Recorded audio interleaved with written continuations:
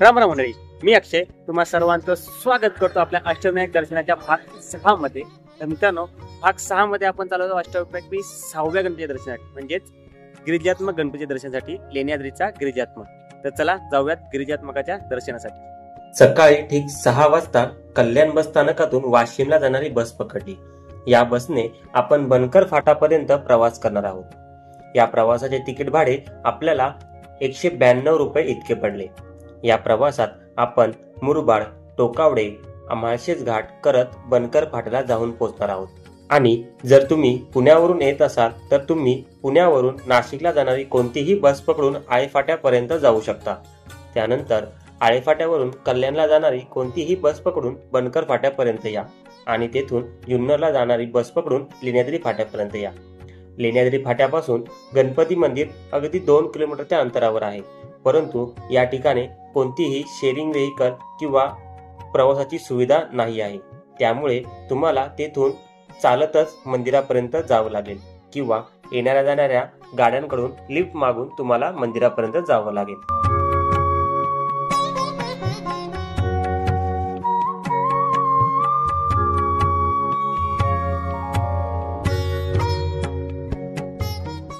माळशेज घाटातील सुंदर निसर्ग पाहून आपली बस एका ठिकाणी नाश्त्यासाठी जाऊन थांबली आणि 15 मिनिटांमध्येच आपला प्रवास पुन्हा चालू झाला.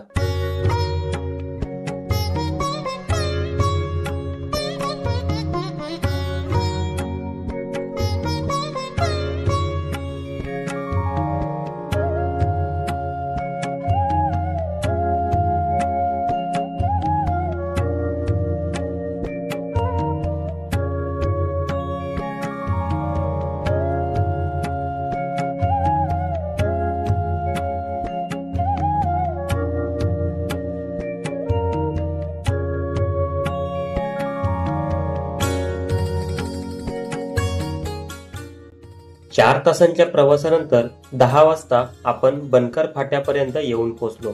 येथून आपल्याला जुन्नरला जाणारी बस पकडायची होती. अर्ध्या ते पाऊण तासाच्या प्रतीक्षेनंतर आपल्याला बनकर फाट्यावरून जुन्नरला जाणारी बस भेटली. या बसने आपण लेण्याद्री फाट्यापर्यंत प्रवास करणार आहोत. या प्रवासाचे भाडे आपल्याला 21 रुपये इतके पडले आणि 30 मिनिटांच्या प्रवासानंतर आपण येऊन पोहोचलो लेण्याद्री फाट्यापर्यंत.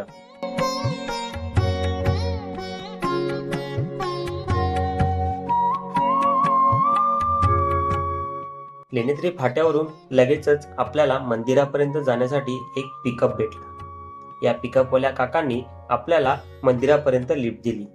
त्या पिकअपने आपण येऊन पोहोचलो ते म्हणजे मंदिराच्या पायथ्यापर्यंत.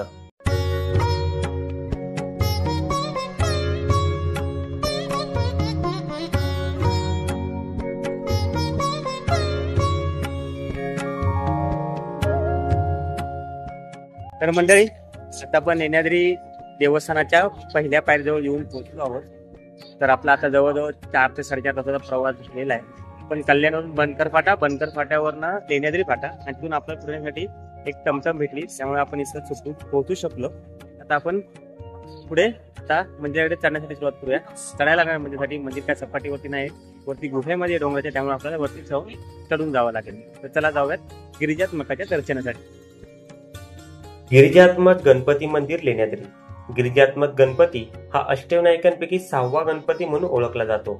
मंदिराच्या पायथ्याशी तुम्हाला गाडी पार्किंगसाठी जागा उपलब्ध करून देण्यात आली आहे व आजूबाजूला तुम्हाला पूजेसाठी लागणाऱ्या हार फुलांची दुकानं पाहावयास मिळतात व तेथेच तुम्हाला श्री लेण्याद्री गणपती देवस्थान ट्रस्टचे कार्यालय देखील नजरेस पडते. गिरिजात्मक लेण्याद्री मंदिर भारतीय पुरातत्व खात्याच्या अंडर येतं. त्यामुळे या ठिकाणी तुम्हाला 25 रुपयांचे तिकीट फाडावे लागते. भारतीय नागरिकांसाठी 25 रुपये व विदेशी नागरिकांसाठी 300 रुपये तिकीट शुल्क आकारण्यात येतं व 15 वर्षाखालील मुलांना प्रवेश निशुल्क आहे.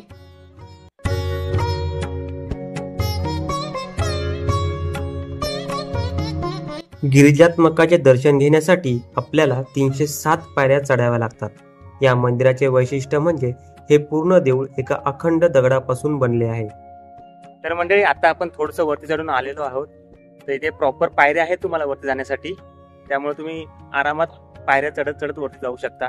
जर तुम्हाला पायऱ्या चढून जायचं नसेल किंवा वयस्कर व्यक्ती असेल तुमच्यासोबत तर तुम्हाला खाली पालखीची सुविधा आहे. 1500 रुपये पर पर्सन ते तुम्हाला खालपासून ते वरपर्यंत घेऊन जातात. तुम्हाला मी दाखवतो होता असं.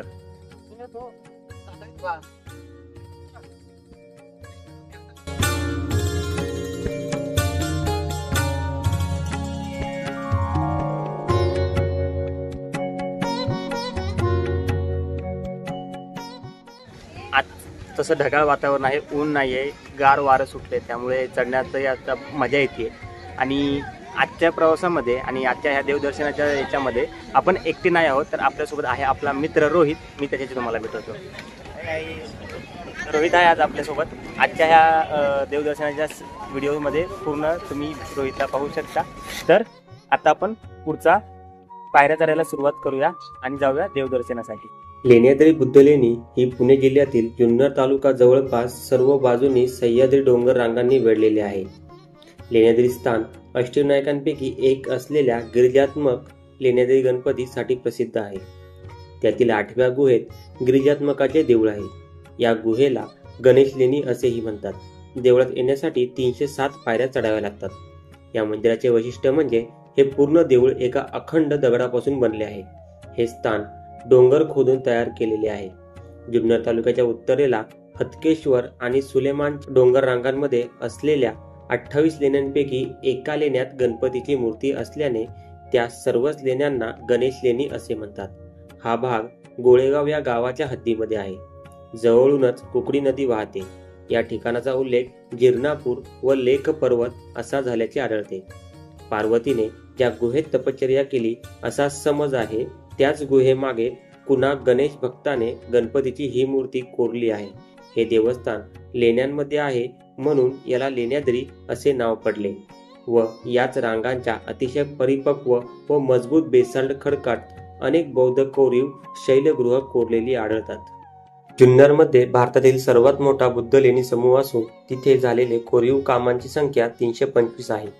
यात चैत्यगृह, विहार, पोळी व लेणी आहेत. यातील प्रमुख बुद्ध लेणी समूह म्हणजे लेण्याद्री बुद्ध लेणी. येथील विहारात मध्यभागी प्रशस्त मंडप असून 3 बाजूला वेगवेगळ्या आकाराचे 20 निवास कक्ष आहेत. या विहारात प्रवेशासाठी दगडात कोरलेल्या पायऱ्यांचा जिना आहे. जिन्याच्या शेवटी स्तंभ असलेल्या वरांड्यातील मधल्या दारातून विहार प्रवेश करता येतो. मध्ययुगातील 17व्या शतकात मागील भिंतीतील 2 निवास कक्ष एकत्र करून भिंतीत कोरलेल्या गणपतीचा आकार देण्यात आला. तिथे गिरिजात्मक गणपतीची स्थापना करण्यात आली आहे. हा गणपती अष्टविनायकांपैकी एक असून गिरिजात्मक नावाने प्रसिद्ध आहे व या लेणींचे नामांतर लेण्याद्री करण्यात आले.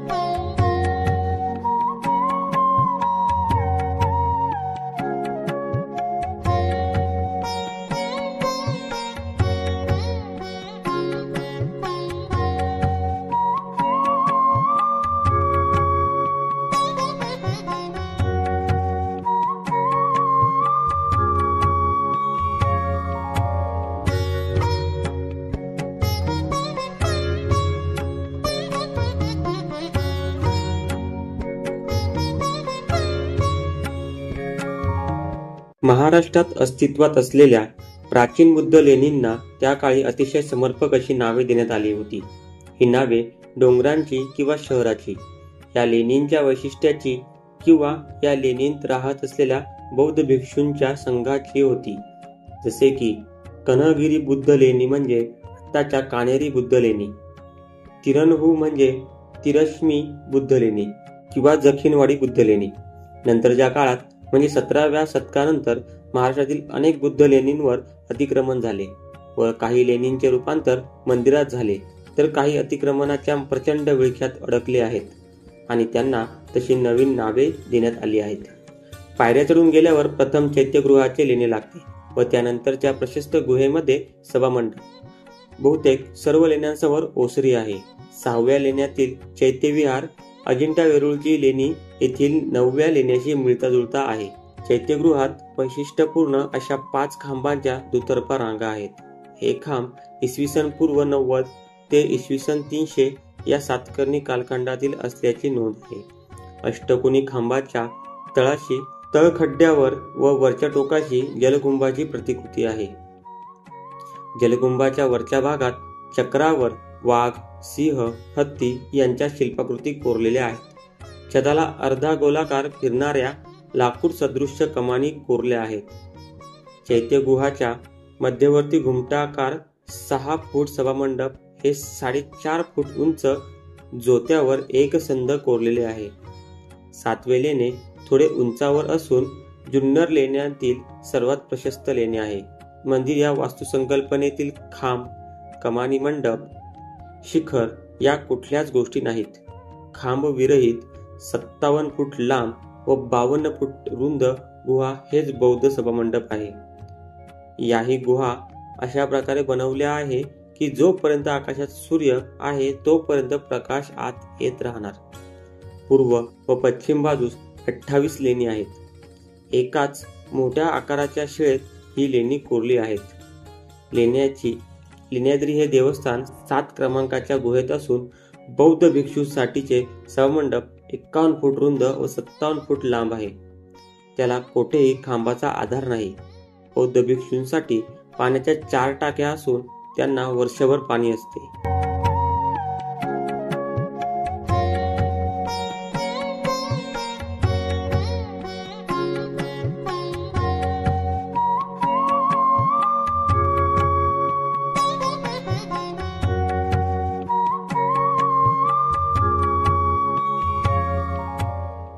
या लेणींचे मूळ नाव कपिचित बुद्ध लेणी असे होते. त्याचे मूळ कारण म्हणजे या लेणींवर असलेल्या वानरांचा वावर होय. पाली भाषेत कपी म्हणजे वानर किंवा माकड, चित किंवा चित्ता म्हणजे एकत्रित राहणारे किंवा आवडणारे असा देखील होतो. म्हणजेच येथे वानर एकत्रित राहतात किंवा वानरांना आवडणारी जागा म्हणजे कपिचित. आजही या डोंगरावर माकडांचा जथा राहत असतो. प्राचीन काळापासून येथे वानरांचा वावर असावा म्हणूनच त्या काळी येथे लेणी कोरणाऱ्यांनी किंवा येथे राहत असलेल्या भिक्षू संघाने या लेणी समूहाला कपिचित बुद्ध लेणी असे संबोधले होते. येथील शिलालेखात असा स्पष्ट उल्लेख आपल्याला पाहायला मिळतो. शिलालेखात कपिचित म्हणजे माकडांचे आवडते ठिकाण. या ठिकाणी 40 शैल्यगृह असून मुख्य 30 शैल्यगृह पूर्व पश्चिम रांगेत दक्षिणेकडील जुन्नर शहराकडे तोंड करून आहेत. या 30 शैल्यगृहांपैकी गुफा नंबर 6 व 14 हे चैत्यगृह म्हणजे प्रार्थना स्थळ असून बाकीचे विहार म्हणजे भिक्षुकांची निवासस्थाने आहेत. यापैकी गुफा क्रमांक 7 हा सर्वात मोठा विहार आहे. बाकीच्या इतर गुफा विहार लहान असून काही 2 ते 3 भागात विभागलेल्या दिसतात. या सर्वांचा कालखंड 1 शतक ते 3 शतक असाच गणला गेला आहे. गुफा क्रमांक 6 हे या गटातील प्रमुख चैत्यगृह आहे. आता आपले दर्शन झाले बाप्पाचं घेऊन. त्यानंतर आपण सर्व लेणी फिरलो. आता आपण शेवटच्या लेणीपाशी आहोत आणि इथून समोरचा काय नजारा दिसतो मी तुम्हाला तो दाखवतो. आणि आपण आता मग खाली जायला सुरुवात करूया आणि भेटेल मी तुम्हाला साडे खाली.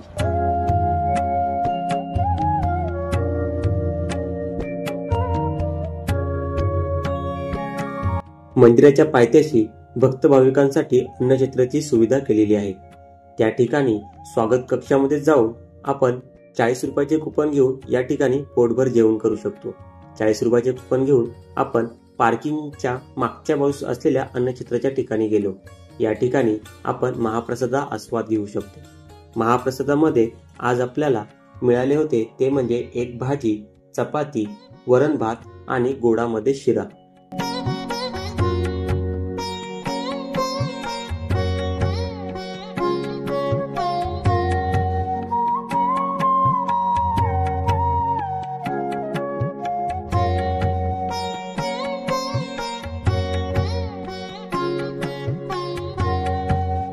तर मंडळी आता आपलं देवाचं दर्शन झालं आणि आपण आता परतीच्या मार्गाला लागलोय. थोडा पाऊस पण येतोय, त्यामुळे तर जाताना माळशेज घाटामध्ये आपल्याला चांगले दृश्य पाहायला मिळतील अशी अपेक्षा आहे. तर तुम्हाला हा होता आजचा आपला पूर्ण व्हिडिओ. जर तुम्हाला व्हिडिओ आवडला तर नक्की लाईक करा, शेअर करा आणि चॅनलला सबस्क्राईब करायला विसरू नका. आणि आत्ता हा तर आपला हा फक्त 6वा गणपती होता. अजून 2 गणपतींचे व्हिडिओ येणं बाकी आहे, त्यामुळे नवीन लोकांनी आत्ताच चॅनलला सबस्क्राईब करा. तर चला भेटूया पुन्हा अशाच नवीन व्हिडिओमध्ये. तोपर्यंत हसत राहा, खेळत राहा, मजेत राहा आणि मेन म्हणजे फिरत राहा. आता चला शेंगा खातो भिंगाच्या. भेटूया पुढच्या व्हिडिओमध्ये.